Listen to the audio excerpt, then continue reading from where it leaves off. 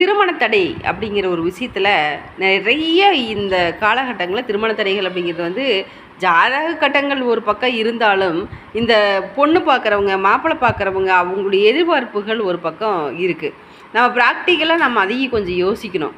இந்த காலத்தில் இந்த பொண்ணு கிடைக்கிறது இப்போல்லாம் வந்து பாருங்கள், அதிகமாக இன்னும் கொஞ்ச நாள் ஒரு 300 வருஷம் மேலாச்சு அப்படின்னா வெறும் பெண் பிள்ளைகள் மட்டும்தான் இருப்பாங்க, ஆண் பிள்ளைகள் இருக்க வாய்ப்பே கிடையாதுங்க. இந்த அப்படி தான் இந்த கோச்சார கிரக அமைப்புகள் வந்து பிற்காலங்களில் நம்ம ஐவர் ஐயாவின் அருள் ஆசியோடு அந்த வாக்கு தான் வந்திருக்குது. இன்னும் கொஞ்ச நாள் போச்சு அப்படின்னா இப்போவே பாருங்கள், ஒரு 10 பிள்ளை பெண் பிள்ளை பிறந்துச்சு அப்படின்னா ஒரு பிள்ளை தான் ஆம்பளை பையன் பிறக்குது. ஒரு 10 வருஷத்துக்கு முன்னாடி வந்து பார்த்திங்கன்னா 10 பையன் பிறந்த அப்படின்னா ஒரு பொண்ணு பிறந்துச்சு. இப்போ 10 பொண்ணு பிறந்துச்சு அப்படின்னா ஒரு பையன்தான் பிறக்குது.